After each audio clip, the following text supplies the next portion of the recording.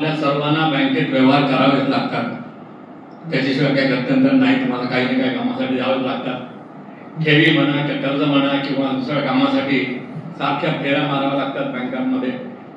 त्यामध्ये काही अडचणी येतात, तेव्हा त्याची उत्तरे आपल्याला मिळत नाही, काय करावं सांगत नाही, नीट गायडन्स मिळत नाही. विषय खूपच सिरियस आणि गुंतागुंतीचा आहे, तरी पण तक्रार कोणाकडे करायची हे अजून काही नीट कळत नाही. बँकिंग व्यवहार आता संगणकीकृत झालेले आहेत, अत्याधुनिक झालेले आहेत, परंतु अजूनही काही तक्रार असतातच. या तक्रारी कशा निवारण होतील, कोणाकडे तक्रार करायची, कशी करायची, कधी करायची, याबाबत सविस्तर मार्गदर्शन माननीय श्री रत्नाकर देवळे साहेबांनी आज सजग नागरिक मंत्रालयाच्या कार्यक्रमात दिली. त्याचा हा भाग आपल्यासाठी. सर्वांना नमस्कार. सजग नागरिक मंचाच्या 221व्या मासिक चर्चासत्रात आपलं सर्वांचं स्वागत. सरांना मी मगाशी सांगत होतो 2006ला नोव्हेंबर 2006ला एका कर्दळे सरांच्या मार्गदर्शनाखाली गेलाडकर सरांनी या संस्थेची स्थापना केली. आज आपल्याकडे बँक ग्राहक सजग व्हा अशा पद्धतीचे विषयाचं नागरिकांना सजग व्हा विवेकचं एक पुस्तक आपल्याला माहिती आहे. ते आता एक सेवा जनसेवेच्या संदर्भात आपण सांगितलं आहे. तर बँकेत आता कॅश व्यवहार कमी आणि बँकिंगचा व्यवहार जास्त असं बऱ्यापैकी जे ध्येय होतं ते बऱ्यापैकी तिथं वाटचाल आपली सुरू आहे. कदाचित काही बाबतीत आपण जगात पुढं आहोत. जीपे किंवा हे जे प्रकारचं आहे असं मला फार अभ्यास आहे माझा असं त्याच्यातलं नाही, पण खूप मोठ्या प्रमाणावर जे पुढारलेल्या देशात सुद्धा होऊ शकलेलं नाही ते आपल्याकडे होतं आहे. त्याचबरोबर जास्त हे जेवढं वापर आणि हे वाटतं त्या पद्धतीनं मग लोकांचा अनुभव आणि त्यातल्या काही अडचणी असं नाही, तक्रारी लगेच आहे असं नाही, पण अडचणी कधी काही माहितीच्या अभावात सुद्धा अडचणी असू शकतात. तर ते क्लिअर करून सुद्धा तक्रारीचा भाग असू शकतो आहे. आणि हा सेन्सिटिव्ह विषय आहे. पूर्वी तर असं म्हणायचे कोट्यावधी रुपये त्याच्या हाताखाली जातात वगैरे असं जो कॅशियर किंवा बँकेची मंडळी होती. आणि मग बऱ्याच वेळा आतला माणूस पण इन्व्हॉल्व असू शकतो, बाहेरचा असू शकतो, असं पद्धतीचं त्या फ्रॉडच्या रिलेटेड आहे. आपण दैनंदिन व्यवहाराच्या ह्याच्यात सुद्धा बऱ्याच अडचणी असू शकतात. पण आपल्या देशातले असं म्हणतात की कायदे हे जगात सगळ्यात उत्तम कायदे आहेत. अडचण आहे त्याच्या अंमलबजावणीची, एन्फोर्समेंट इम्प्लिमेंटेशनचीच भाग आहे. पण यंत्रणा सगळ्या त्या कायद्यात आहेत. ग्राहकाचा प्रतिनिधीपासून ते कशी त्याचे प्रोसिजर आहे, काय अर्जापासून शुल्क काय, किती दिवसात वगैरे हे सगळं तिथं आहे. पण हा अज्ञानी असू शकतो. नागरिकांचं कदाचित दोन्ही गोष्टी आहेत. उदासीनता आहे, बाकीचे करतात तर माझं होईल आपण, मी कशाला वाईटात जाऊ असं सुद्धा म्हणणारी मंडळी. आपल्याकडे ते प्रमुख वक्ते जे आहेत माननीय देवळे सर, ते रिझर्व्ह बँक ऑफ इंडिया हिचं महाव्यवस्थापक यावर मोठ्या प्रमाणावर ते बरीच वर्ष काम केलं. 36 वर्ष त्या बँकिंगमध्ये किंवा रिझर्व्ह बँकेत सेवा करून ते निवृत्त झाले. बरेच चांगले बदल असं म्हणूया, विशेषतः प्रशासकीय जो आहे.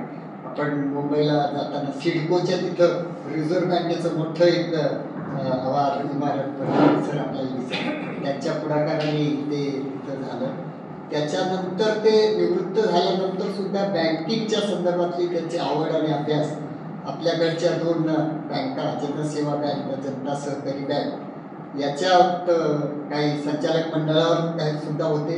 आणि त्याचं जे काही अडचणी किंवा प्रॉब्लेम्स चालू होते त्यातनं बाहेर येण्यासाठी आपले जसं सुधीर पंडितजी माझं आपल्यापैकी काही जण होते, त्यातनं त्यांनी गायडन्स केला. आणि आता तर म्हणतात ते त्यांना एवढं भावलं किंवा त्यांना औषध लागू पडलं असं म्हणता येईल. त्यामुळे आता सहकारी बँका सगळ्या त्यांच्या मागे आहेत. तुम्ही आमच्याबरोबर असायला पाहिजे, आम्हाला मार्गदर्शन पाहिजे. अशा पद्धतीनं लोकाभिमुख सेवेच्या ज्यांनी आग्रह केला किंवा आपल्या कारकिर्दीत अनुकरण केलं ते असे देवळे सर आपल्या इथे आपल्याला मार्गदर्शन करायला आहे.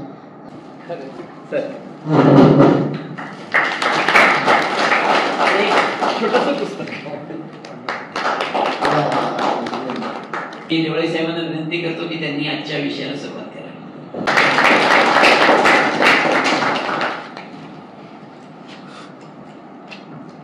सजग नागरिक मंचाचे अध्यक्ष श्री विवेकजी, विश्वास जुगल जराक्षी साहेब, सर्व बंधू बांधवांनो नमस्कार. आजचा विषय खरोखर सर्वांसाठी फार महत्त्वाचा आहे. आजचा विषय खरोखर सर्वांसाठी अतिशय महत्त्वाचा आहे, कारण आपल्या सर्वांना बँकेत व्यवहार करावेच लागतात. त्याच्याशिवाय काही गत्यंतर नाही. तुम्हाला काही ना काही कामासाठी जावंच लागतात. ठेवी म्हणा, कर्ज म्हणा किंवा दुसऱ्या कामासाठी सारख्या फेऱ्या माराव्या लागतात बँकांमध्ये. त्यामध्ये काही अडचणी येतात, तेव्हा त्याची उत्तरे आपल्याला मिळत नाही. काय करावं सांगत नाही, नीट गायडन्स मिळत नाही. विषय खूपच सिरियस आणि गुंतागुंतीचा आहे, तरी पण तक्रार कोणाकडे करायची हे अजून काही नीट कळत नाही. त्याच्या मॅनेजरशी बोलायचं का हेड ऑफिसशी बोलायचं, त्याला काय सांगायचं हे कळत नाही. म्हणून बँक अधिकारी जे सांगतात ते आपल्याला निमूटपणे ऐकावं लागतं. हे पेपर घेऊन ये, तो पेपर घेऊन ये, ते घेऊन जायचं. तर हे सगळ्यातून हे जे सुरुवात झाली आहे ओम्बड्समॅन ही झाली आहे म्हणजे 2006 मध्ये पहिल्यांदा. ऍक्च्युली 1995 मध्ये सुद्धा प्रपोजल केलं होतं की एक अशा प्रकारची यंत्रणा झाली पाहिजे जी कोर्टासारखी असली पाहिजे. तो ओम्बड्समॅनची जी आहे स्कीम ही सेमी ज्युडिशियल स्कीम आहे. म्हणजे जो ओम्बड्समॅन जो आहे त्याला जो अधिकार दिला आहे तो एका जज सारखा अधिकार आहे. पण हे सगळं तुम्हाला पूर्ण सांगण्याच्या आधी तुम्हाला बँकिंगचे चित्र तुम्हाला सांगायला पाहिजे. मला बँका कुठे आहेत, किती आहेत, काय आहेत, किती पसारा वाढलेला बँकांचा आणि कशा कंप्लेंट वाढत चाललेल्या आहे त्याबद्दल मी जरा पहिल्यांदा. आपल्या देशात जे बँकिंग क्षेत्र आहे ना ते जगात कुठे नाही. एक व्हेरी स्पेसिफिक म्हणजे असं आहे की एक पेक्युलर इतक्या प्रकारच्या बँका जगामध्ये कोणत्याही देशामध्ये नाही.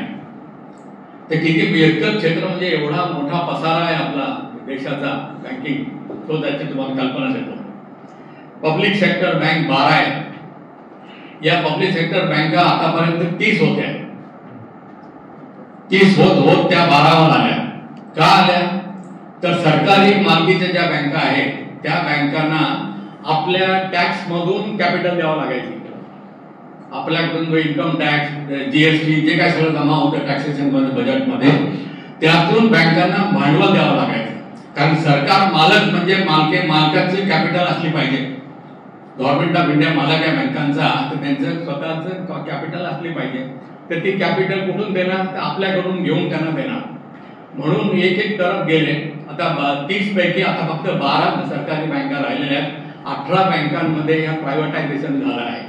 प्रायव्हेटायझेशन झालं म्हणजे काय की सरकारने आपले शेअर्स विकून टाकले आणि आपल्यासारख्या पब्लिक लोकांनी ते विकत घेतले. SBIचा शेअर, बँक ऑफ इंडियाचा शेअर, बँक ऑफ बडोदाचा शेअर सगळ्यांना आपण मिळालेलं आहे.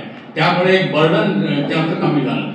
दुसरं आणखी गव्हर्नमेंट का एफिशियंट झालं की सरकार मालक असल्यामुळे, सरकारची कॅपिटल असल्यामुळे सरकारी secretary, deputy secretary, joint secretary यांना त्याच्यावर डायरेक्टर नेमावं लागायचं. आणि हे डायरेक्टर लोक जे आपलं काम सोडून एका आठवडा बाहेर राहायचे. मीटिंगला गेले, कलकत्त्याला मीटिंग आहे, इकडे मीटिंग आहे, तिकडे मीटिंग घेऊन 4-4 दिवस ऑफिसमध्ये येत नसत. तर हे सगळं आता गेलं. 12 बँकांमध्ये आहेत. आता 30 बँकांचे जे बोर्ड होतं, त्यांचे रिजनल ऑफिसर्स होते, निरनिराळ्या प्रकारचे होते, ते सगळं आता एकत्र गेलं. आता स्टेट बँक जी आहे त्यांचे 7 सबसिडिरीज होत्या. तर ते 7 सबसिडिरीचे 7 चेअरमन, 7 लोकांचे वेगवेगळे डायरेक्टर, हा सगळा खर्च गव्हर्नमेंट ऑफ इंडियाने कमी केला आहे. म्हणजे आपल्यावरचा भार कमी झालेला आहे, देशावरच्या नागरिकांवरचं काम कमी झालं आहे. नंतर प्रायव्हेट सेक्टर बँका 21 आहेत, ज्या तुमच्या ICICI, HDFC वगैरे ज्या बँका आहेत. फॉरेन बँका आपल्या देशामध्ये 44 आहेत आणि त्यांच्या शाखा आहेत 782. तर ही फॉरेन बँकाचं अरेंजमेंट आहे. त्यांनी त्यांच्या देशामध्ये आपल्या बँका उघडण्याची परवानगी दिली की ते आम्ही पण त्यांना तिथे परवानगी, म्हणजे म्युच्युअल बेनिफिटसाठी आहे. म्हणजे आपले काही लोक तिकडे आहेत, अमेरिकेमध्ये आहेत, आपल्या अमेरिकेचे ब्रांचेस आहेत, बँक ऑफ इंडियाच्या आहेत, बँक ऑफ बडोदाच्या आहेत, स्टेट बँकेच्या आहेत. ते रेसिप्रोकल बेसिस आहे, तुमचं आणि आमचं करून करायचं आहे. त्याच्यानंतर दुसरी आलेली आहे स्मॉल फायनान्स बँक. एक नवीन प्रकारची बँक निर्माण झालेली आहे. अशा बँका आहेत 12. त्याच्यामध्ये कमी कॅपिटलमध्ये बँका उभं राहिलेल्या आहेत आणि त्यांचं काम काय आहे, 25 लाखाच्या वरती कोणाला कर्ज द्यायचं नाही, म्हणून त्यांना स्मॉल फायनान्स बँक म्हणतात. नंतर पेमेंट बँक्स आहे. आता पोस्ट ऑफिसची पण बँक निघालेली आहे, UPI वगैरे जे काय पेमेंट वगैरे मिळालेलं आहे त्या 6 बँका आहेत. नंतर रिजनल रुरल बँक अशा 43 आहेत. या 96 होत्या, आता 43 राहिलेल्या आहेत. नंतर लोकल एरिया बँक 2 आहेत.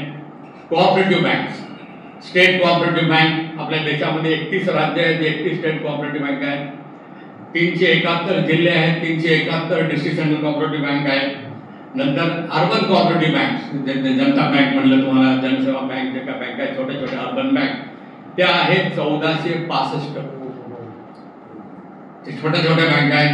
आता ते छोट्या माणसाचे बँक म्हणून ते लायसन्स मिळत गेलं त्यांना, की आम्ही छोट्या राज्यात छोट्या गावात काम करतो, आम्हाला द्या तुम्ही लायसन्स. ते त्यावेळेला पॉलिसी रिलॅक्स केली, हे सगळे झालेले आहेत. पण त्यांना सांभाळणं अवघड झालंय आता. आणि या तुमच्या डिजिटल ह्याच्यामध्ये त्या फारच प्रॉब्लेम यायला लागलेले आहेत. केव्हा कोण त्यांची ATM उघडून जाईल पत्ताच लागणार नाही त्यांना. तर अशा प्रकारे या नंबर ऑफ ब्रांचेस ज्या होत्या कोऑपरेटिव्ह बँकाच्या होत्या ना, 1465 तुम्हाला म्हटलं, 8 वर्षापूर्वी त्याची संख्या 1926 होत्या. बाकी बुडाल्या नाही. म्हणजे एक लायसन्स कॅन्सल झालं किंवा कोणाचे पैसे देऊ शकले नाही किंवा दुसऱ्या बँकांमध्ये विलीनीकरण झालेलं आहे. आता या बँकांचं सगळं पसारा पाहिल्यानंतर त्यांच्या ब्रांचेस आहेत, 3 लाख ब्रांचेस आहेत सगळ्या मिळून. आणि त्यांच्याकडे ATM आहेत, 2,25,000 ATM आहेत. म्हणजे हा किती पसारा मोठा आहे बघा. आणि यांचे आज डिपॉझिटचे तुम्हाला अमाऊंट सांगतो मी, 218 लाख कोटी. हे सगळ्या बँकांची टोटल मी घेतली 24ची ही फिगर आहे, 31 मार्च 2024ची फिगर आहे. आता 31 नंतर येणार. तर याचे डिपॉझिट आहेत 218 लाख कोटी. 218 लाख कोटी. त्यांचा नेट प्रॉफिट झालेला आहे 2,63,214 कोटी. हा नेट प्रॉफिट मध्ये आहे. नंतर डिजिटल पेमेंटचं तुम्ही जर बघितलं ना, तर हळूहळू रुपया म्हणजे नोटांची गरज पडणार नाही. आता सगळीकडे UPI, सगळं फोनवरून पेमेंट चाललेलं आहे. UPI काय, गुगल पे काय चालू आहे. तर नेफ्ट मध्ये, NEFT मध्ये म्हणजे 1 लाखापर्यंत जे पैसे असतील ते तुम्हाला NEFT पाठवता येतात. त्याची संख्या झालेली 72,640 आणि त्यांची अमाऊंट आहे 391 लाख कोटी. म्हणजे किती ट्रान्झॅक्शन वाढलेले आहेत बघा. जगामध्ये एवढे कुठेच नाही आहे. नंतर UPI मध्ये 13,11,295 एवढे ट्रान्झॅक्शन झालेले आहेत. त्याची संख्या, त्याची अमाऊंट आहे 200 लाख कोटी. आणि कार्ड पेमेंट जे करतात, credit card, debit card, credit card जे आहे 58,470 आणि त्याची अमाऊंट आहे 24 लाख कोटी. सगळ्या कोटींचा फिगर आहे. आता एवढा पसारा वाढल्यानंतर त्याचा कंट्रोल कसा करणार, हे मोठं चॅलेंज आहे. आणि ते RBI सक्सेसफुली करू लागलेलं आहे. सगळं इतक्या प्रकारचे ट्रान्झॅक्शन व्हायला लागलेले आहेत. त्याचबरोबर जे कर्ज दिलेले आहेत त्यातले NPA पण जे ऐकता तुम्ही, नॉन परफॉर्मिंग असेट्स, म्हणजे आले नाही जे पैसे, जे ओव्हरड्यूज आहेत, लोकांनी पैसे भरले नाही, त्याची पण तुम्हाला संख्या सांगतो मी. ग्रॉस NPA ज्याला म्हणतात, total amount of NPA 5 lakh काय म्हणतो सांगतो तुम्हाला, 5,71,546 कोटी. लाख कोटी. 5,71,546 लाख कोटी. आणि नंतर हे आहे टोटल ऍडव्हान्स, टोटल डिपॉझिटच्या 3.9% आहे. जे काय बँकांकडे डिपॉझिट आहे ही अमाऊंट जी आहे 3.9% आहे.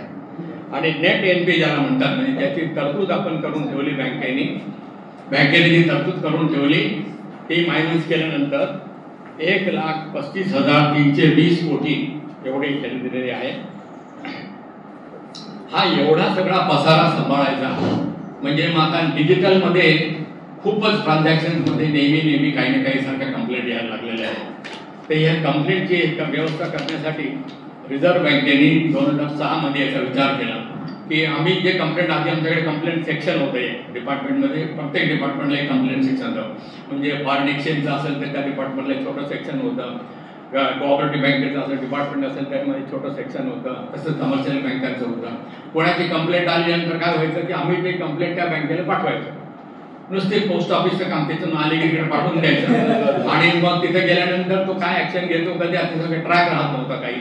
त्याच्यावर कधी काही उत्तर दिलं की नाही, काही माहिती त्यांना दिली किंवा नाही, जी मागितली ते आलं किंवा नाही, याच्यावर अजिबात काही कंट्रोल नसायचा. आणि मग ते लोकांना सारख्या म्हणजे पत्र लिहित राहणार, आम्ही आपलं बघत राहणार ते आणि वाचत राहणार आणि पाठवत राहणार, म्हणजे इफेक्टिव्ह काही काम होत नसेल. नंतर मग याबद्दल गव्हर्नमेंट ऑफ इंडियामध्ये चर्चा झाली, काहीतरी कायदा करायला पाहिजे. मग आरबीआय त्याच्यामध्ये आरबीआय ऍक्ट आहे, reserve bank of India act आहे, त्याच्यामध्ये काही पॉवर्स आहे, reserve bank can give direction म्हणून आहे. तर एक अशी यंत्रणा निर्माण केली पाहिजे जी सेमी ज्युडिशियल असली पाहिजे. म्हणजे लोकांचा ऑफिसर त्यांच्याकडे कंप्लेंट जाईल त्याला काहीतरी अधिकार दिले पाहिजे. तर त्याला ओम्बड्समॅन असं म्हणतात. ओम्बड्समॅन म्हणजे काय की हा जजचा प्रकार आहे, सेमी ज्युडिशियल हा प्रकार आहे. तर त्याला हा अधिकार आहे की ज्याची कंप्लेंट आली त्याला तो बोलावू शकतो, त्याच्यानंतर ज्याच्या अगेन्स्ट कंप्लेंट आहे त्याला बोलावू शकतो आणि दोघांना समोरासमोर बसवून तो डिसिजन देतो की तुमचं चुकलं, तुम्ही असं करायला पाहिजे, तुम्ही तसं करायला पाहिजे. आणि त्याला व्हॅलिडिटी, त्याला अवॉर्ड म्हणतात. तुम्ही आता इतर बँकात पाहिलं असेल, कोऑपरेटिव्ह बँकांमध्ये आर्बिटर असतात, जे एखाद्या बॉरोवरचं काही प्रॉब्लेम असेल, मला तुम्ही जास्त व्याज लावलं, मला तुम्ही हे दिलं नाही, जास्त लोकांचं डॉक्युमेंट मागितले, तर ते सगळं करण्यामध्ये जे आर्बिट्रेटरचं अवॉर्ड ज्याला देतात तसंच याचा अवॉर्ड असतो. म्हणजे याला लिगल व्हॅल्यू आहे, लिगल व्हॅल्यू त्याला निर्माण केलेली आहे. तर असे किती झालेत आपण भारतामध्ये असे 20 आम्ही अपॉइंट केले, 20 ओम्बड्समॅन अपॉइंट केलेले आहेत. आता यांच्याकडे जे कायद्यामध्ये केलेलं आहे तर कंप्लेंट, आता यांनी कुठल्या कंप्लेंट बघायच्या त्याच्यात त्यांनी स्पेसिफिक मोठी लिस्ट दिलेली आहे. कारण त्या कंप्लेंटची लिस्ट म्हणजे काय, त्याला डायरेक्शन दिलेलं आहे कायद्यामध्ये की कुठल्या प्रकारचं तुम्ही करू शकता. काय तुम्हाला सांगतो, बरेच आहेत, मी 18-19 आहेत, तुम्हाला सगळे सांगतो मी. आणि ज्याच्यात तुमचं काही ग्रीव्हन्स बसत नसेल तरी पण तुम्ही एक ऍड करू शकता, काय काळजी करायचं कारण नाही. जेवढं मी लिस्ट तुम्हाला सांगणारच आहे काय काय. पहिला आहे नॉन पेमेंट और inordinate delay in payment of collection of cheques. तुमचे चेक फार उशिरा आले, 2 दिवसात यायला पाहिजे. आणि आता क्लिअरिंग माहिती आहे तुम्हाला 24 आवर्स होणार आहे क्लिअरिंग. तुम्ही रात्री 8 वाजता दिलेलं चेक रात्री 11 वाजता क्लिअर होऊन जाणार, इतकी फास्ट झालेली आहे. आणि आधी काय होतं, क्लिअरिंग हाऊस तिथे सगळे जमायचे, तिथे सगळे जमायचे, हे तुमचे चेक घ्या, मग माझे चेक द्या, तुमचे चेक घ्या, माझे चेक घ्या, म्हणजे तुमच्या बँकेवर माझ्या बँकेवर चेक. आता जसं पोस्ट ऑफिस असतं ना, मद्रास, दिल्ली, कलकत्ता, बेंगलोर वगैरे तसे ते टाकायचे. मग हे bank of India, bank of Baroda, Maharashtra bank असं टाकत जायचे. आता तसं काय राहिलं नाही. तुमच्या ज्या शाखेचा चेक असेल त्या शाखेमधून तुम्ही दिला, मुंबईला गेला, पुण्याला आणखीन कुठे गेला, त्याचा फोटो तुम्हाला तुमच्या सिस्टममध्ये दिसणार आहे. ते बघायचं, अमाऊंट बरोबर आहे का, नाव बरोबर आहे का, सिग्नेचर बरोबर आहे का, बॅलन्स आहे का, अकाउंटमध्ये बॅलन्स आहे का, ओके, लगेच त्याला क्रेडिट मिळतं तिकडे. आणि हे काम आता हळूहळू 24 तास करायचा विचार चालू. ऑलरेडी 4 वेळा झालेले आहेत दिवसात. संध्याकाळी 7 वाजता तुम्ही जर भरला चेक तर रात्री 9 वाजेपर्यंत निघून जातात पैसे वगैरे. तर एक मोठी तयारी झाली आहे. ती याबद्दल काही तक्रार असेल तर हा एक विषय त्याच्यामध्ये झाला. Non acceptance without sufficient cause of small denomination notes. 10 रुपयाचे नोट घेत नाही, कॉईन घेत नाही. बरेच ठिकाणी असते मंदिराचे कॉईन्स असतात, कॉईन असतात, बॉक्स घेऊन गेला तर घेत नाही. मोजणार कोण त्याला, मोजायला वेळ नाही, माझ्या घरी जायची वेळ झाली माझी, ते चालणार नाही. त्याने मोजून घेतलेच पाहिजे ते. कोणी तुम्ही एखाद्याने समजा कंप्लेंट केली की बँकचं लायसन्स सुद्धा कॅन्सल केलं, त्या ब्रांचचं बंद करून टाकतो ब्रांच. हे फार मोठं कडक मेसेज गेलेलं आहे की तुम्ही बरं खराब नोट्या तुम्ही दिल्या, सॉईल नोट म्हणतात, ती नोट त्यांनी घेतली नाही तर त्याला सांगायचं मी कंप्लेंट करणार आहे. देणार का नाही मला सांग, गपचूप देणार तुम्हाला सगळं. मॅनेजरकडे जा, कोणाकडे जा, सांगून द्या होत्या. आणि त्याने नाही ऐकलं तुम्ही डायरेक्ट ओम्बड्समॅनकडे करू शकता. ते त्याला बोलवणार, त्याच्या कॅशियरला बोलवणार, मॅनेजर त्याला नोटीस म्हणजे वॉरंट निघणार त्याच्यासाठी. Non acceptance without sufficient cause, non acceptance without sufficient cause of coins तुम्हाला सांगितलं मी. Non payment or delay in payment of inward remittances. तुमच्या नावात तुमच्या खात्यात भरलेला चेक आधी काय व्हायचं माहिती आहे का, क्लिअर झाला तरी मी तुमच्या खात्यात टाकत नव्हतो, ते बँकेला पैसे वापरायचे, अजून नाही आला हो, अजून नाही आला हो म्हणायचं, ड्राफ्ट असंच व्हायचं, अजून नाही आला हो म्हणायचं. तुमच्या कोणाला पेमेंट करायचंय, पैसे द्यायचे तुम्हाला, अजून नाही आलं म्हणतात. आता काय ते डायरेक्ट सिस्टम करून टाकतं, माणसाला बघायची गरजच नाही. तुमच्या अकाउंटमध्ये एकदम एक बटन दाबलं की तुमच्या अकाउंटमध्ये गेला पैसा बरोबर. हे काय थांबून धरायचं, म्हणजे दिवसभर पैसे वापरायचे त्याचे, दुसऱ्या दिवशी परत वाचायचे, मग तिसऱ्या दिवशी त्याला ध्यान. आता तुम्ही रोज विचारायला जाणार तिकडे, अहो आले का, आले का चेक बघा, सांग क्रेडिट करत नव्हते, कारण ते सगळं हाताने करावं लागायचं. क्रेडिट आलेले पैसे क्रेडिटमध्ये केलं, मग टोटल वाढवायची, अमाऊंट लिहायचं सगळं. आता तसं काही लिहावं लागणार नाही. आणि असं जर उशीर झाला असेल तर तुम्ही कंप्लेंट करू शकता. Non payment and delay of inward remittances, failure to issue और डिले इश्यू ऑफ ड्राफ्ट. तुम्ही ड्राफ्ट मागितला, सकाळी 11 वाजता त्याच्याकडे गेलात तुम्ही, दुपारी 2 वाजले तरी तुम्हाला ड्राफ्ट देत नाही, तुम्हाला पाठवायचं आहे, त्याने 15 मिनिटात 20 मिनिटात तुम्हाला द्यायला पाहिजे ड्राफ्ट. त्याच्यात ड्राफ्ट इश्यू काय आहे, ते पैसे भरले, कॅश झालेलं आहे तुमच्याकडून, त्याला फक्त ते ड्राफ्टचं फोल्डर तयार आहे, पाडायचं, टपन द्यायचं, कोणाचं ड्राफ्ट आहे, कोणाच्या नावावर द्यायचं आहे. एवढ्या कामासाठी 5 मिनिटाच्या वर 10 मिनिटाच्या वर लागला नाही पाहिजे. ठीक आहे, अर्धा तास आम्ही थांबतो, दुसरं काम चालू आहे, थांबतो, तर मिळायला पाहिजे तुम्हाला ताबडतोब.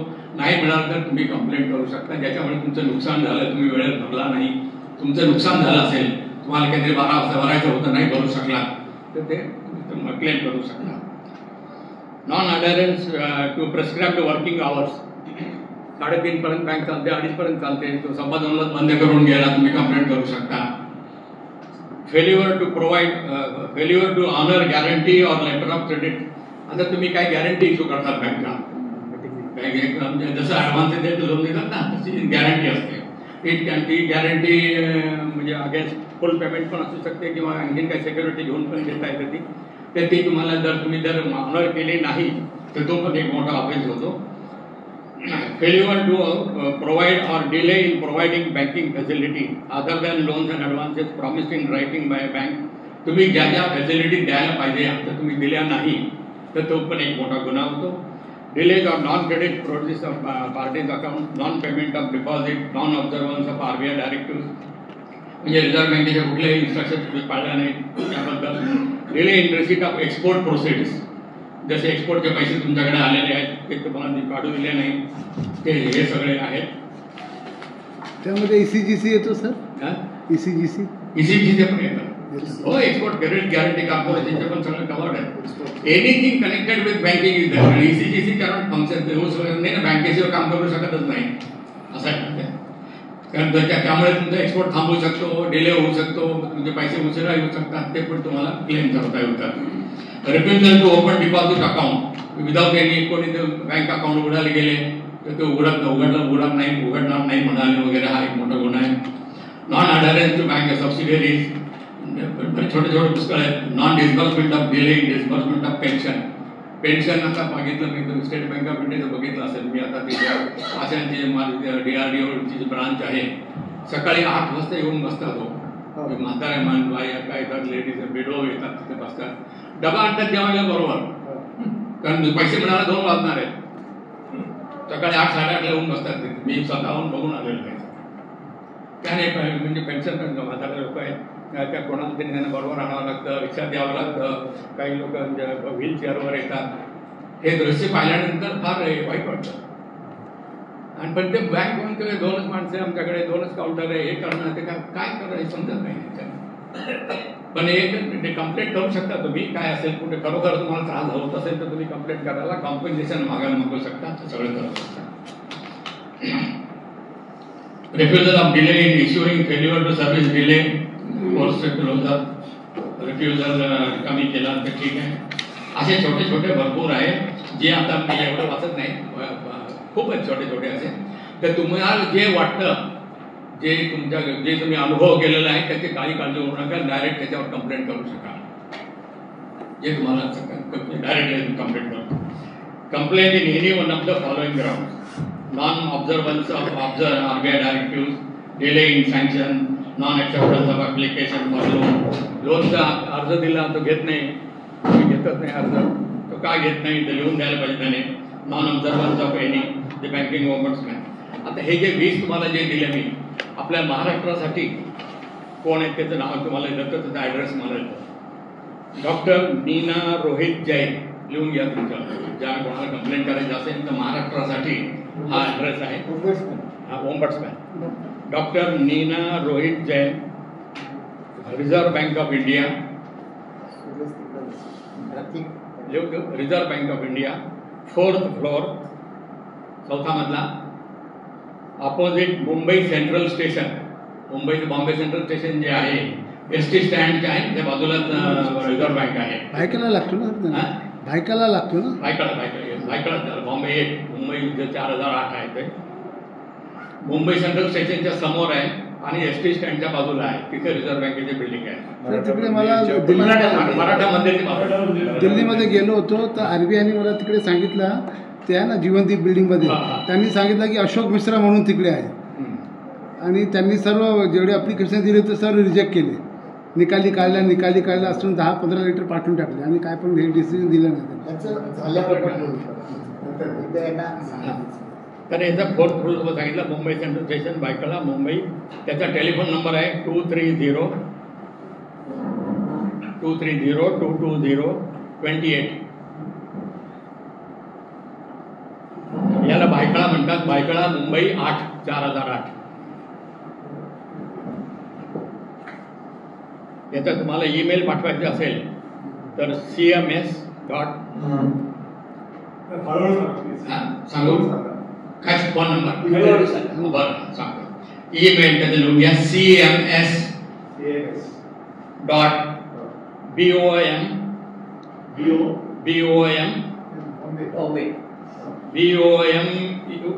BO मुंबई म्हणा, डायरेक्ट BO मुंबई, एकच शब्द बरं का तो, BO मुंबई MUMBAI 1@RBI.in. परत सांगू का, CMS.BOMUMBAI मुंबई 1@RBI.in.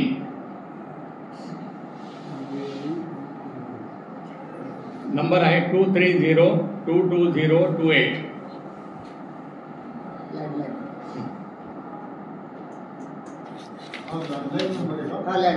लँडलाईन 2300128. आणखीन एक नंबर आहे त्याला, भायखळा मुंबई 8 म्हणायचं. आणि हे महाराष्ट्र आणि गोव्यासाठी बरं का, हायकोर्ट ऑफिस जे आहे महाराष्ट्र आणि गोवा कव्हर करतं. 230 आणि त्याचा फॅक्स पण आहे, फॅक्स नंबर पण घ्या 230-220-24. नंतर एक आणखीन आमचं सेंट्रल रिफंड याला आहे, चंदीगडला सेंट्रलाइज ते केलेलं आहे, तिथं पण फोन द्यायची गरज नाही तुम्हाला.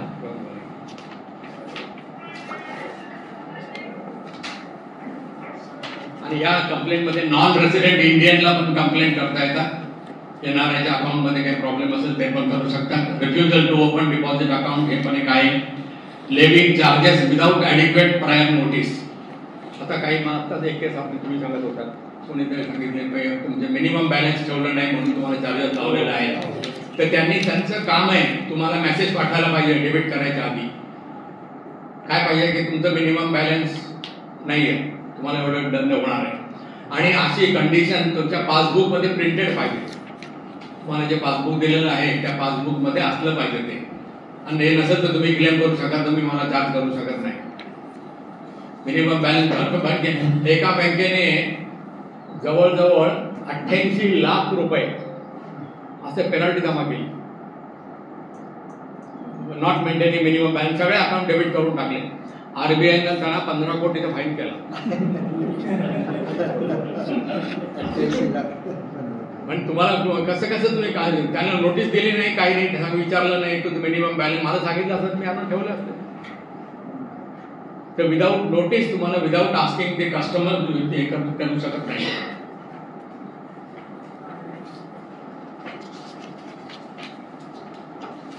आता यांचं कामकाज तुम्हाला सांगतो मी, किती कंप्लेंट आल्या यांच्याकडे.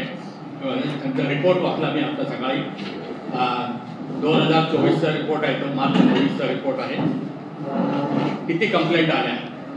मी आधी काही कंप्लेंट येतच नव्हत्या, कारण काही करत नाही. रिझर्व्ह बँकेमध्ये म्हणतात फार जोरात काम चालू, डिजिटल फार जोरात चालू. वैयक्तिक कंप्लेंट, इंडिव्हिज्युअल कंप्लेंट जे आहेत 2,56,527 एका वर्षामध्ये आलेल्या कंप्लेंट. पूर्ण इंडिया, पूर्ण हे मुंबई फक्त Mumbai, full India centralise report आहे. हा अॅन्युअल रिपोर्ट आहे जो board of directors of reserve bank यांच्याकडे जातो, तिथून तो फायनान्स मिनिस्टरला जातो. दरवर्षीच अहवाल आहे. तर हा जो रिपोर्ट आहे 1 एप्रिल 23 ते मार्च 24 पर्यंत. तर वैयक्तिक जे आहेत इंडिव्हिज्युअल कंप्लेंट 2,56,527. त्याच्यामध्ये बिझनेस प्रोजेक्ट प्रोप्रायटर आणि पार्टनरशिप किती आहेत? 6,868. पार्टनरशिप फर्म जे आहेत ते 5,396. लिमिटेड कंपनी आहेत 8,954. ट्रस्ट आहेत 443. असोसिएशन आहेत 297. गव्हर्नमेंट डिपार्टमेंटनी पण कंप्लेंट केल्या आहेत आरबीआय बद्दल 2,542 2,542. पब्लिक सेक्टर अंडरटेकिंगने केलेल्या कंप्लेंट 9,842. आणि अशा टोटल 2,93,984 कंप्लेंट झालेल्या आहेत. आता याच्या डिस्पोजल कसं झालं ते तुम्हाला सांगतो. मी तुम्हाला कळेल की हाऊ ऍक्टिव्हिटीज, की तुम्हाला कळेल खरोखर काम चाललंय की नाही, कारण तो रिपोर्ट फार इंटरेस्टिंग वाचण्यासारखा आहे. याच्यामध्ये कंप्लेंट ज्या आल्यात ना, ईमेलनी, हे पण सांगतो तुम्हाला, ईमेलनी कंप्लेंट आल्या 1,24,387 ईमेलने आलेल्या complaint. Online you can complaint. नंतर फोन जे करताना तुम्ही it is a toll free. तुम्ही म्हणजे इथून काश्मीरला गेलात, तिथं तुम्हाला पैशाची गरज पडली, तिथं तुम्हाला काढता नाही आले पैसे, तर तुम्ही काश्मीरवरून जरी फोन केला आरबीआयला, तुम्हाला फोनचे पैसे लागणार नाही. कॉलचे charges it will be borne by reserve bank. Toll free सगळे ते दिलेले फोन आहे. तर काय ईमेलने 1,24,387. नंतर फिजिकल लेटर आले 23,027 23,027. आणि टेलिग्राम फॅक्स वगैरे 2,025 असे आलेले आहेत. आणि असे बरेच असे प्रकारे जे येतात, असे एकूण जे आलेले आहेत ते तुम्हाला फिगर सांगितलेले आहे. आता ते कंप्लेंटची कॅटेगरी सांगतो, म्हणजे कुठल्या कुठल्या प्रकारच्या कंप्लेंट आल्या, म्हणजे तुमचे त्याच्यात छोटे बसतं बघा. तुमच्या मोबाईल आणि इलेक्ट्रॉनिक बँकिंग, मोबाईल बँकिंग तुम्ही करता ना, गुगल पे, UPI वगैरे. मोबाईल आणि electronic banking, direct fund transfer करता, NEFT करता, RTGS करता वगैरे, काय करता येईल ते. त्याच्या कंप्लेंट आहेत 54,364. त्याबद्दलच्या कंप्लेंट 54,364. लोन्स अँड ॲडव्हान्सेस आहेत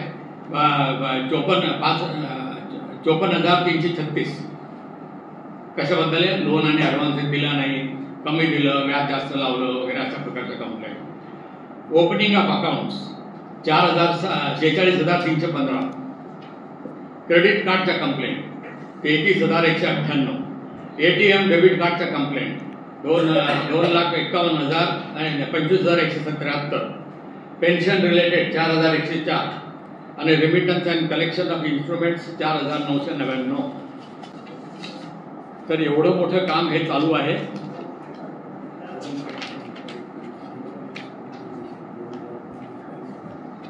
कंप्लेंटच्या केलेल्या बँकेचे कंप्लेंट कोणी केले सांगतो. पब्लिक सेक्टर बँकेच्या 77,854 कंप्लेंट.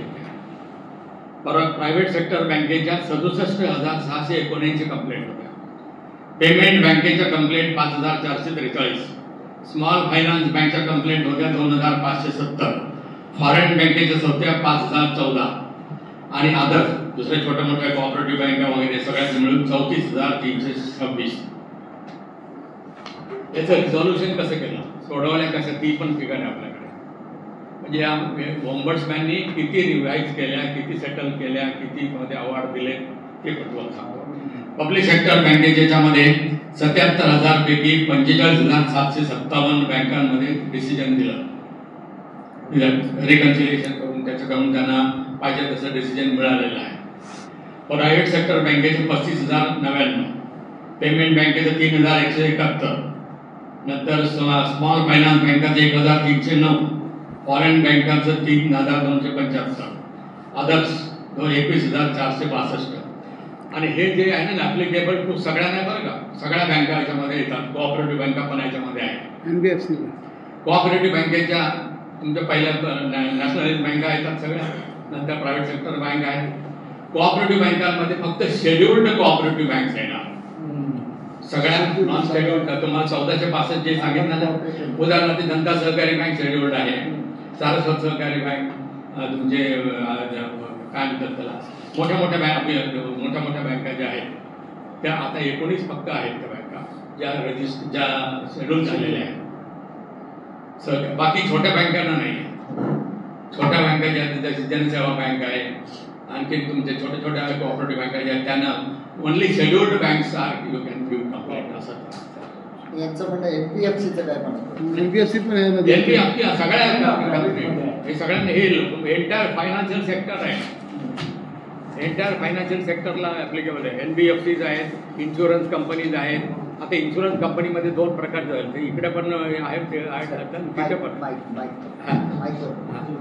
तर ते इन्शुरन्स कंपनीने पण आपलं आपलं अपॉइंट केलेलं आहे.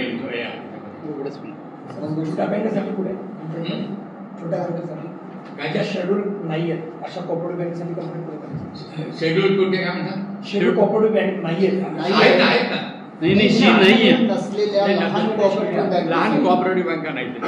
मी सांगितलं ना, एकूण कोऑपरेटिव्ह बँका 1465 आहेत, त्यातल्या फक्त 19 का 20 फक्त शेड्यूल्ड आहेत.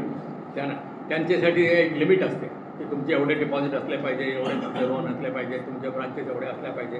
छोट्या छोट्या 1-2 सिंगल वन मॅन ऑफिस आहे किंवा 2 ब्रांचेस आहेत असं नाही आहे.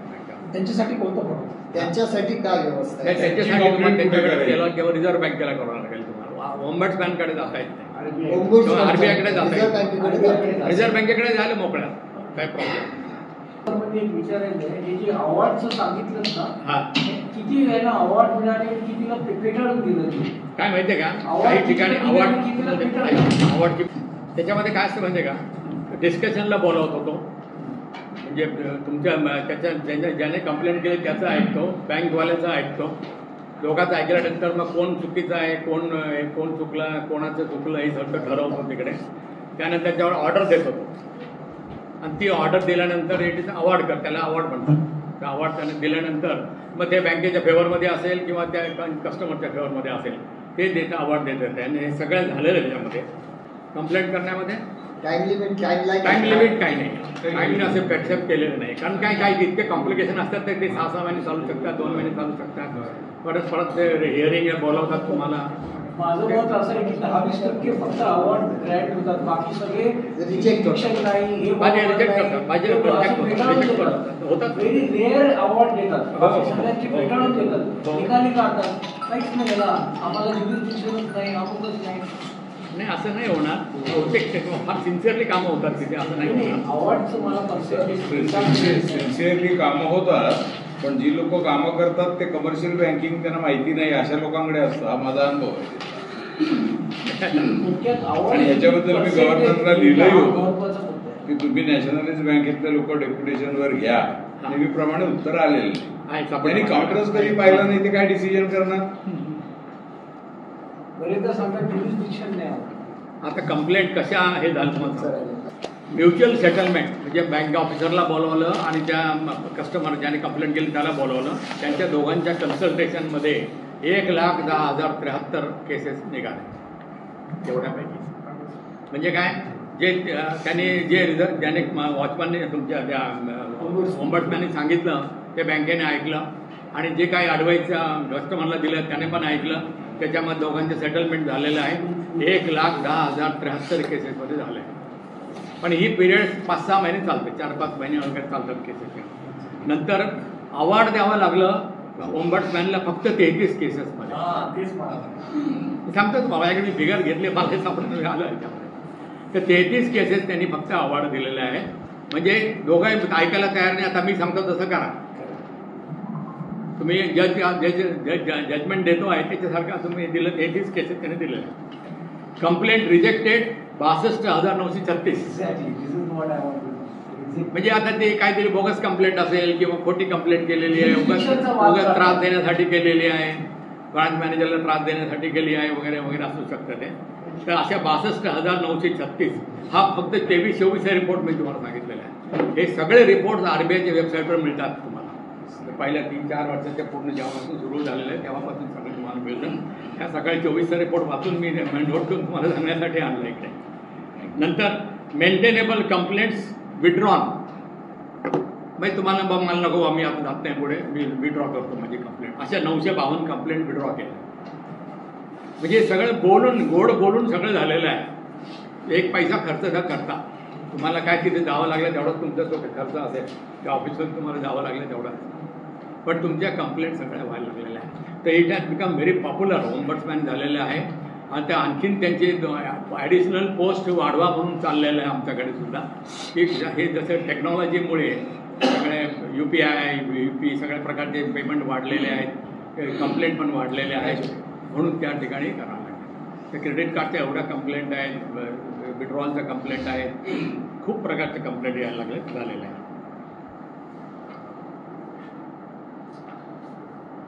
तुम्हाला कंप्लेंटचे प्रकार मी सांगितले, मोबाईल, इलेक्ट्रिक लोन ॲडव्हान्स याचं कंट्रोल झालं हे तुम्हाला सांगितलेलं आहे. तर अशा प्रकारचं हे ओम्बड्समॅन जे आहे हे सगळीकडे पॉप्युलर व्हायला लागलेलं आहे आणि यांच्या खूप कंप्लेंट्स रिझॉल्व झालेल्या आहेत. तुम्ही ऐकलं, तुम्ही परत सांगू का तुम्हाला?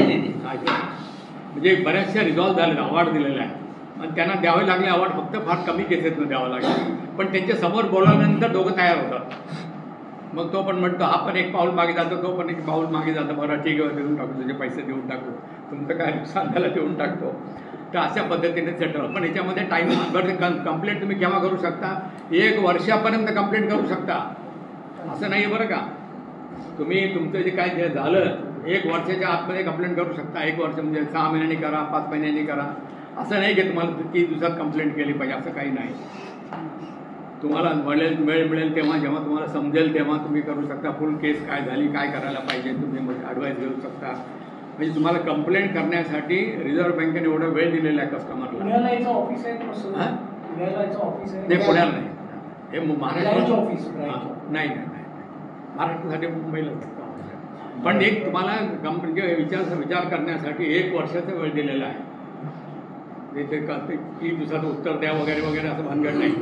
तुम्हाला तुम्ही जे पत्र लिहिलं आहे त्या पत्राला उत्तर त्याने 30 दिवसात द्यावं, बँकेने ते 30 दिवसात द्यावं. त्याच्यानंतर मग तुम्हाला काय करायचं तुम्ही 1 वर्ष घ्याच ठरवायला. तुमचं खूप मोठं नुकसान होत असेल तर हळूहळू केस करू शकता. छोट्याचं नुकसान असेल तर सोडून देतात लोक, जाऊ दे म्हणतात काय ते. पण तुम्हाला कस्टमरला 1 वर्षाचा वेळ दिलेला आहे from the date of receipt of that letter. समजा तुम्ही 1 एप्रिलला कोर्स केली आणि 30 एप्रिल तुम्हाला उत्तर मिळालेलं त्या बँकेकडनं, ते तुमच्या फेवरेबल नाही आहे तुम्हाला आणि तुम्ही त्याच्यावर कंप्लेंट करायचं, तुम्ही 1 वर्ष घेऊन त्याचं करू शकता. 1 वर्ष ॲट ए टाइम ग्राहक न्यायालय आणि ओम्बड्समन दोन्ही करू असं काय वाटत नाही. असं काय तुमच्यामध्ये येत नाही. ओम्बड्समॅन तुम्हाला करू शकत, तुम्हाला इंडिपेंडेंटली करू शकतो सगळं काय. आर्बिट्री सारखंच आहे. नाही ते त्याच्यामध्ये काय संबंध. हे रिझर्व्ह बँक त्या बाहेरची कुठली एजन्सी करते त्याच्याशी रिझर्व्ह बँक बघत नाही. मला कायद्याने दिलेला अधिकार तो मी वापरतो, असं आहे. आणि किती वेळात त्यांनी निकाल लावायचे जे त्यांचं ठरलं मी काय ना ते त्याला 6 महिने लागतात, अवॉर्ड देतात, ते ठरवत तुम्ही लिमिट स्पेसिफाईड केलेलं आहे पिरियड. ते काही सेटलमेंट करतात, दोघं मिळून दोघांना फॉलो करतात आणि दोघं जसं आर्बिट्रेटर दोघांना बसवतो समोर, त्याच्यासमोर बसवतो, दोघांना समोर जे बसवतो आणि मग ते ठरवून देतो सगळं काय करायचं.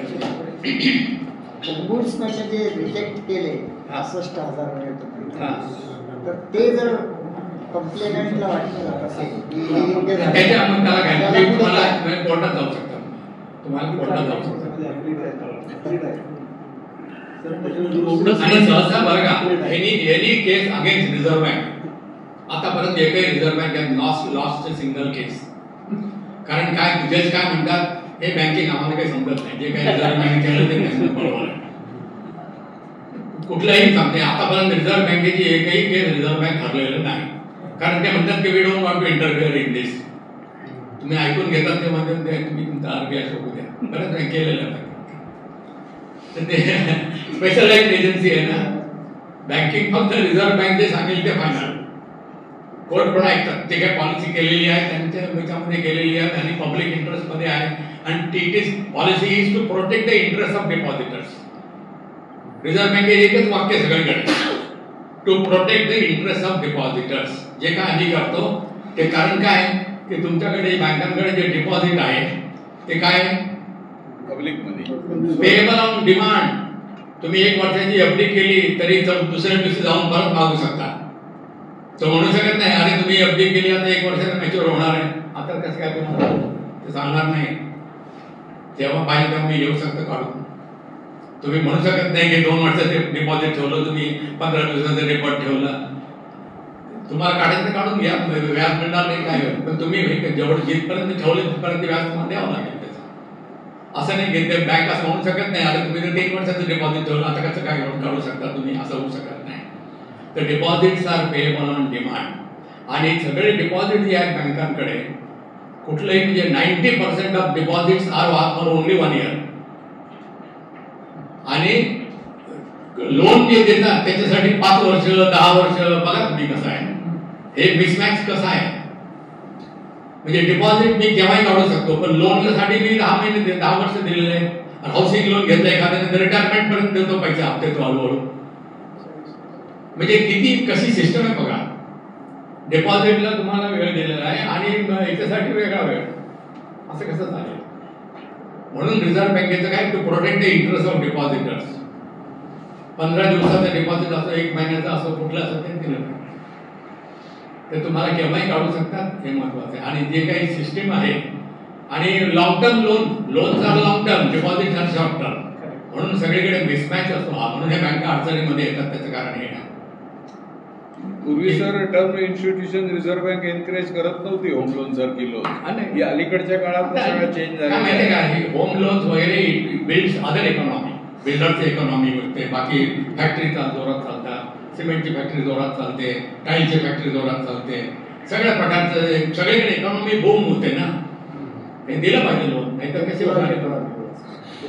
हे सगळे इकॉनॉमिक असतात. रिझर्व्ह बँकेची सिस्टम तुम्हाला सांगतो कशी आहे. फ्रायडे दर शुक्रवारी संध्याकाळी बँका जेव्हा बंद होतात तेव्हा प्रत्येक शाखेकडे किती बॅलन्स आहे त्याचा रिपोर्ट आमच्याकडे. आणि दर बुधवारी रिझर्व्ह बँकेची एक कमिटी आहे त्याची मीटिंग होते. त्या मीटिंगमध्ये गेल्या आठवड्यात काय काय झालं इकॉनॉमीमध्ये आणि आता काय आपल्याला करावं लागणार काय बदल करायचे का कुठे पॉलिसी बदलायची किंवा काय त्याचा विचार केला जातो. पाऊस किती पडला पावसाचा अंदाज येतो. कुठल्या पिकाचा प्रॉब्लेम येणार आहे. तुरीची डाळ कमी होणार आहे आता पेरणी झालेली नाही उशिरा झालेली आहे.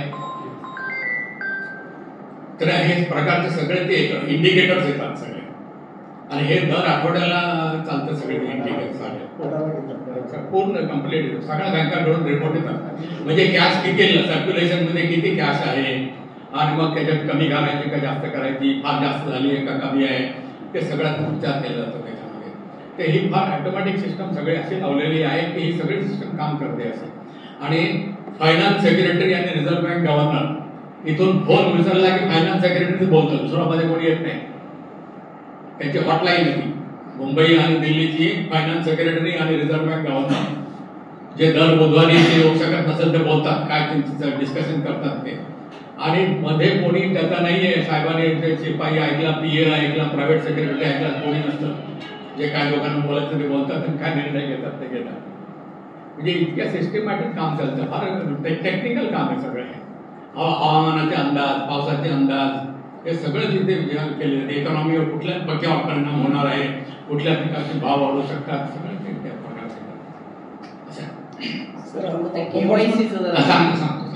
केवायसी हा आपल्या सगळ्यांचा जरा जिव्हाळ्याचा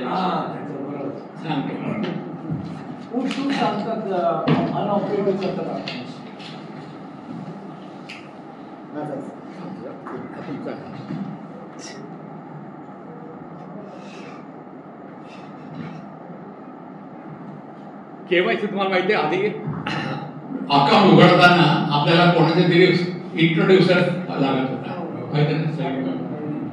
आता काही लागत नाही इंट्रोड्युसर. तुमचं आधार कार्ड दाखवा पॅन कार्ड दाखवा लगेच तुम्हाला अकाउंट उघडता येतो. हे सगळं काय झालेलं आहे की युनायटेड नेशन्समध्ये याची सगळं चर्चा झालेली आहे. मनी लॉन्ड्रिंग ऍक्ट टेरर फायनान्स जे काय ऍक्टिव्हिटीज आहे ड्रग फायनान्सिंग वगैरे ड्रग वगैरे सगळं तर सगळ्या देशांनी असं ठरवलं की आपण एकमेकांना सहकार्य करायला पाहिजे. तर हे काय करायला पाहिजे, तर म्हणजे ओळख असेल आता PML जे आहे, प्रिव्हेन्शन ऑफ मनी लॉन्ड्रिंग वगैरे जे आहे, ते सगळ्या देशांनी एकच कायदा केलेला आहे. सगळ्या देशांकडे हा कायदा आहे, आपल्याकडे फक्त असा नाही.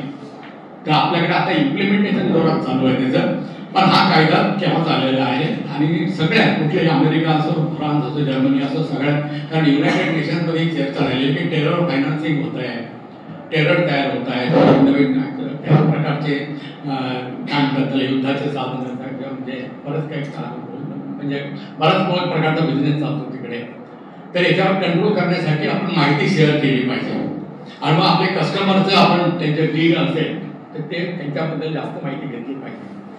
आता जे तुमच्याकडून माहिती घेतात ते फक्त एकदा घेतला की अकाउंट उघडताना तुमचं फक्त आधार कार्ड आणि pan card. KYC guidelines on 24 November, आता 12 नोव्हेंबर 2024ला नवीन बदल झालेला आहे. 12 November 2024. Key amendments include simplified procedure for existing customers and enhanced monitoring high risk accounts. आता तुमची रिस्क आहे ना ती low risk, medium risk, high risk अशा प्रकार कॅटेगराईज करायची आहे. तर तुमच्या आमच्यासारखे आपले लो रिस्क मध्ये काय प्रॉब्लेम येणार नाही. तर तुम्हाला प्रत्येक वेळेला डॉक्युमेंट द्यायची गरज पडणार नाही. मी तर मला वाटतं माझ्याकडच्या कार्ड आणि तुमचं आधार कार्ड आणि पॅन कार्डचे 100 कॉपीज घ्यावं झाल्या असतील आता. आता ते तुम्हाला द्यावं लागणार नाही. तर तुम्ही फक्त ईमेलने तुमचा रजिस्टर्ड ईमेल जो असेल बँकेमध्ये त्या मेलवरून ते सांगायचं की there is no change in my status. एवढंच फक्त त्यांना मेल पाठवायची आहे. त्यांच्या वेबसाईटवर जाऊन त्या फॉर्म भरायची गरज नाही, फॉर्म त्याला कॉपी द्यायची गरज नाही. कोणी मागायला लागलं तर देणार नाही म्हणून सांगा सरळ. हे तुमच्याकडे दिली किती वेळा द्यायची नाही. तर हे सिम्प्लिफाय झालेलं आहे.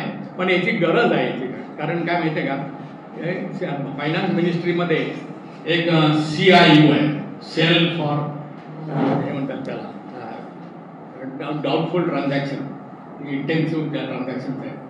म्हणजे कुठल्याही माणसाने बँकेमध्ये 10 लाख रुपये कॅश भरली किंवा 10 लाख रुपये कॅश काढली, त्याचा रिपोर्ट संध्याकाळी 9 वाजेपर्यंत फायनान्स मिनिस्टर दिल्लीला पोहोचतो. सेंट्रल इंटेलिजन्स युनिट त्याला म्हणतात, तिथे तो पोहोचतो. आता हे कंपनी आहे, कारण कामगाराचा पगार कॅशमध्ये द्यावा लागतो, ते लिहिलेलं असतं तिथे. ठीक आहे, कामगाराचा पगार आहे, काही प्रॉब्लेम नाही आहे. पण जो 10 लाख रुपये भरतो आणि 10 लाख रुपये काढतो, जो ऑर्डिनरी जो माणूस आहे, तुमच्यासारखा माझ्यासारखा माणूस वगैरे, आपला काय संबंध आहे त्यामध्ये सांगू शकता. मुलीचं लग्न आहे आमच्याकडून मी काढले, काहीतरी कारण सांगू शकतो. पण असं टेरर फायनान्सिंग वगैरे जे होतं ना, त्याच्यामध्ये बऱ्याच प्रकारचे हे होतात. तर तिथे असे प्रकार त्यांनी केलेले आहेत असे. तर हा रिपोर्ट एक रोज जातो रिपोर्ट हा, आणि त्यांचे माणसं रिझर्व्ह बँकेला न सांगता सुद्धा डायरेक्ट तिकडे जाऊ शकतात. म्हणजे बघला काय झालं, कोणाच्या कुठल्या अकाउंटमध्ये पैसे गेले वगैरे. आणि एवढे चेक्स अँड बॅलन्सेस वाढलेले आहेत त्याच्यामध्ये खूप. म्हणजे बँकांकडे इतका प्रकारचे चेक येतात. 10 लाखाच्या वरती कॅश तुम्ही जस्टिफाय करा, कसं कोण आला काढायला, कशासाठी काढायला आला, त्याला परवानगी आहे काढायला करू शकतो, हे नाही करू शकतो. तर अशा प्रकारची माहिती तिथे जमा होते आहे. आणि म्हणून रिझर्व्ह बँकेने सगळ्या बँकांना सांगितलेलं आहे की तुम्ही लोन, आता जसं तुमचं आता तुम्ही अकाउंट उघडलं फक्त 5,000 भरले, बस 4-6 महिने काय विशेष नाही, 1,000 पडले, 2,000 पडले, काढले वगैरे. एक दिवशी सडन तुमचं काहीतरी 5-6 लाख रुपये आणून टाकले तुम्ही याच्यामध्ये, तर तो मॉनिटरिंगला घेतो तो बरोबर. तुमचा रिस्क प्रोफाईल तो आतमध्ये ऍडजस्ट करतो आपल्या सिस्टीममध्ये की या अकाउंटवर नजर ठेवायला पाहिजे. मग नजर ठेवायला पाहिल्यानंतर मग तो लक्षात ठेवतो, अरे मग यांना मागा, तुमचा कार्ड मागा, तुमचा आधार कार्ड मागा, हे मागा. आता ते सगळं सिस्टीम काम करू लागले. माणसं कोणी काम नाही करत, सिस्टीम काम करायला लागलेली आहे. तर त्यामुळे सगळं तयार झालेलं आहे. ही सगळी माहिती आहे. पण आता तुम्हाला प्रत्येक वेळेला तिकडे जाऊन कॉपी द्यायची गरज पडणार नाहीये.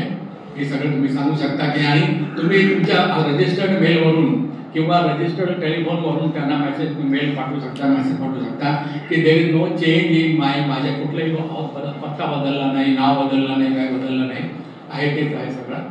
म्हणून ते ना फक्त त्या बँकांना ते त्यांना क्लासिफाय करावं लागतं. लो रिस्क कुठले अकाउंट आहे तुमचे, आज तुमचा लोन अकाउंट आहे, तो लोन म्हणजे रिस्क काही नाही मला, पण 1 वर्षानंतर त्यामध्ये काही बदल झाले म्हणून ते सारखे सारखे मागतात.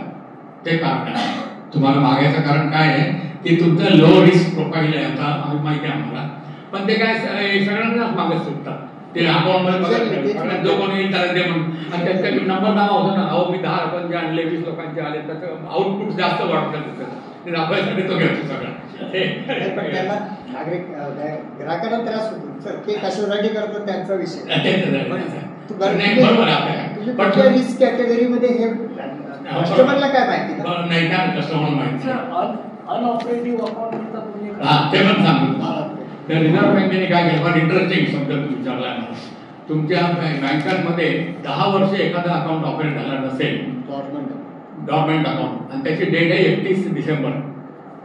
31 डिसेंबर पर्यंत जे वर्ष संपलं की त्या वर्षामध्ये ज्याचे 10 वर्ष पूर्ण झालेले एकही ट्रान्झॅक्शन झालेलं नाही असे पैसे रिझर्व्ह बँक येते, त्यांना रिझर्व्ह बँकेला पाठवावं लागतात.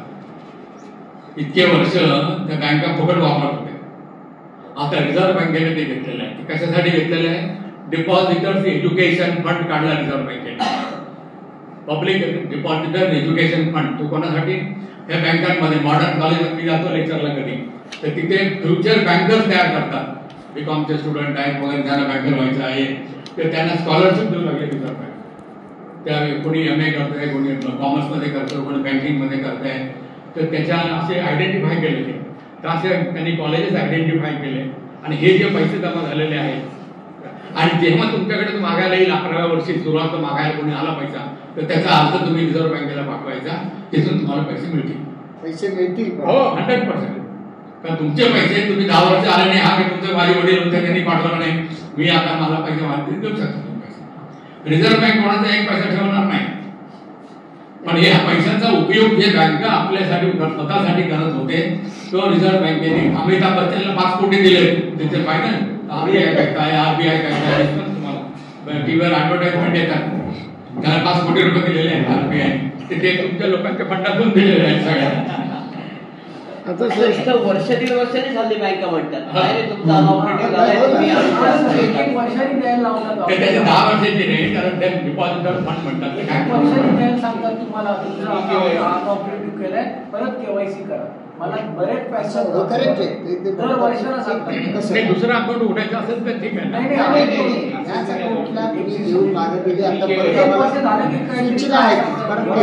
आता हे जे सांगितलं तुम्हाला मी 12 नोव्हेंबरचं सर्क्युलर आलेलं आहे, त्याच्यामध्ये सांगितलं की परत तुम्ही मागायचं नाही. याच्याबद्दल खूप रिझर्व्ह बँकेला कंप्लेंट आलेलं आहे, ओबर्ट्समॅनकडे पण गेलेलं आहे की काय दुसरं केव्हा बँकेत गेले घेत मागत बसतात म्हणे, काय दुसरं कामच नाही म्हणत करायला. तर त्यांनी सांगितलं की तुम्ही आता छोटे तुम्ही माणूस बघून मागा, त्याच्या अकाउंट मधले ऑपरेशन बघून तुम्ही मागा. आता एखादा लो रिस्क वाले जो आहे तो ऑलरेडी 1500 डिपॉझिट ठेवतो, 1 लाखापर्यंत डिपॉझिट ठेवतो, पगार येतो त्याचं म्हणून मात्र डिपॉझिट काढून घेतो पैसे. दुसरे जे मोठे मोठे अकाउंट आणून टाकतात, तुम्ही त्याच्यावर लक्ष ठेवलं पाहिजे. त्याचं तुम्ही मग लो रिस्क हाय रिस्क असं काहीतरी करायचं. आणि मग हे त्यात जे सारखे सारखे मागतात ना, त्याच्यासाठी आहे आपल्यासारख्या लोकांसाठी. KYC नाही म्हणून चेक परत करू शकतात का? KYC आज नाही करू शकत, अजिबात नाही करू शकत. तुमचं बॅलन्स असेल तर दिलंच पाहिजे. हे फार मोठ्या मध्ये फार मोठ्या त्याला तुम्ही कंप्लेंट करा असं केलं असेल त्यांनी तर. आणि ATM कार्ड पण बंद करतात. KYC केलं नाही तर ATM कार्ड बंद करून टाकतात. नाही असं नाही. हो, मी बरेचदा ते म्हणाले अनऑपरेटिव्ह. नाही, त्याचं काय असेल माहिती आहे का तुम्हाला, ते it is only to protect your interest. म्हणजे दुसरा कोणीतरी काढून घेऊन जाऊ नये म्हणून ते करतात. नाही तर तुमचं काय होईल की तुमच्याकडे तुम्ही काहीतरी देत नाही, अनुभव देत नाही, आणि मग दुसरा कोणी तुमचं कार्ड वापरत असेल तर कसं करणार. सर, जॉईंट अकाउंट होल्डर असेल तर ATM कार्ड मिळू शकतं का? काय ते जॉईंट अकाउंट होल्डर असेल तर एका व्यक्तीला मिळू शकतं ATM कार्ड? ATM कार्ड मिळू शकतं. जॉईंट अकाउंट दोघांना मिळतं. नवरा बायको दोघांना वेगळं कार्ड मिळू शकतं. एकाला सुद्धा मिळू शकतो. हो, नाही एकाला मिळू शकतं. तुम्हाला तुमची इच्छा आहे, ते कार्डाचे पैसे लावतात ना तुम्हाला. कार्डाचे पैसे लावतात, चार्जेस लावतात, दरवर्षी कार्डाचे फी सुरू करतात. तर नवरा बायकोचं जाऊन जॉईंट अकाउंट असेल तर दोघांना कार्ड मिळतं ना, कारण प्रत्येक वेळेला एका कार्डावर बाहेर दोघांना जाऊ शकतात. आला कुठे KYC अकाउंट जॉईंट कार्ड एकाला मिळेल का? नाही, तसं पण चालेल. कार्ड दोघांना मिळेल. जॉईंट अकाउंट असलं की दोघांना मिळू शकतात. KYC ला स्वतः जावं लागतं डॉक्युमेंट द्यायला. कशाला? KYC डॉक्युमेंट द्यायला असं स्वतः. काही नाही. ईमेल करायचे ना. आता त्यांनी हे पण सोपं केलं ना. आता तुम्ही ऑनलाईन पाठवू शकता, ऑनलाईन घेऊ शकता. आणि एवढंच नुसतं फॉर्मच भरायचा, I know change in my KYC details, एवढं तरी पुरे, कारण त्यांच्याकडे ऑलरेडी आहे. आता सर जे कॉर्पोरेट अकाउंट उघडतात त्यामध्ये 10-15 दिवसात 100 कोटी, 50 कोटी, 150 कोटीचे ट्रान्झॅक्शन होतात. हां, तर त्याच्यावर CIU काय हे ठेवते? कॉर्पोरेटचे त्यांची वेगळीच असते सिस्टम, वेगळी. बरं. कारण त्यांचे सगळे डॉक्युमेंट त्यांच्याकडे असतात, रजिस्ट्रेशन डॉक्युमेंट आहे, सगळं काही त्यांच्याकडे असतात. कोण पार्टनर आहे, पार्टनरचे पण अकाउंट्स असतात, पार्टनरचे पण कार्ड आहे, आधार कार्ड आहे, पॅन कार्ड आहे. तर त्या रम्मीच्या प्रकरणामध्ये भरपूर ट्रान्झॅक्शन चालले असे नाही. आता ते म्हणून त्यांनी काय केलं की प्रत्येक अकाउंट त्यांनी low risk, medium risk, high risk, very high risk असे कॅटेगरायझेशन केलेलं आहे. आपल्यासारख्या लोकांचा एवढा प्रॉब्लेम येणार नाही त्याच्यामध्ये. जे मोठे मोठे अकाउंट आहे आणि तिथे दररोज ट्रान्झॅक्शन होतात. आपले दररोज ट्रान्झॅक्शन होत नाही, महिन्यातून 1-2 वेळा जाऊ शकतो आपण पैसे काढायला किंवा ठेवायला. पण हे जे सर्व अकाउंट 15 दिवसात 10 दिवसात बंद होतात. असं नाही, इट डिपेंड्स ऑन कुठला सांगता येत नाही. सर अजून एक गोष्ट होती की पेन्शनर्स ना ते दरवर्षी ते लाईफ सर्टिफिकेटसाठी, आणि आता ज्यांचं आधार कार्डच नाही, कारण अनेकांचं दिवसच नाही, कारण त्यांचे फिंगरप्रिंट्स येत नाहीत, त्यांचे डोळ्यांचे, त्यांना बँका खूप छळतात. आधार कार्ड आहे नाही तर तुझं करत नाही, आणि त्यांचं पेन्शन थांबतं. तर याच्यावर काही सोल्युशन आहे का? तुमच्या म्हणण्याचे तुमच्या रेटिनाचं ते व्हायला पाहिजे. हाताचे होत नाही, रेटिना बदलत नाही कधी. पण ते मोतीबिंदूचं ऑपरेशन वगैरे डिजिटल करन्सी बद्दल आपलं काय म्हणतात, बिटकॉइन वगैरे ते आता फारच मोठा विषय येतो. पण डिजिटल रिझर्व्ह बँक सुद्धा याच्यावर विचार करू लागली आता, डिजिटल करन्सी आणावी. हे नोटा छापण्याचा खर्च वगैरे कमी करायचा आहे, पेपर मनी कमी करायचं सगळं असं आहे त्याच्यामध्ये. आता बरंच कमी झालेलं आहे, आता फिजिकल ट्रान्झॅक्शन पण कमी झालेलं आहे. नाही तर रिझर्व्ह बँकेला कमीत कमी 15,000 कोटी रुपये दर वर्षाला नोटा छापण्यासाठी करावं लागायचे. त्याच्यानंतर आणखी 10,000 कोटी रुपये आसामला पोहोचवा, काश्मीरला पोहोचवा, बिहारमध्ये पोहोचवा पैसे. तर सगळे किती पैसे खर्च व्हायचे त्यामध्ये. आता ते कमी झाले सगळं. हॅलो सर, हा, डीमॅट अकाउंट बद्दल प्रश्न विचारू का? डीमॅट अकाउंट काही मला असा मध्ये मेल आला की तुमचं डीमॅट अकाउंट बरेच दिवस ऑपरेट नाही, आम्ही फ्रीज करून टाकतो. ते करतात का? ते करू शकतो? शेअरचं अकाउंट आहे तुमचं डीमॅट अकाउंट.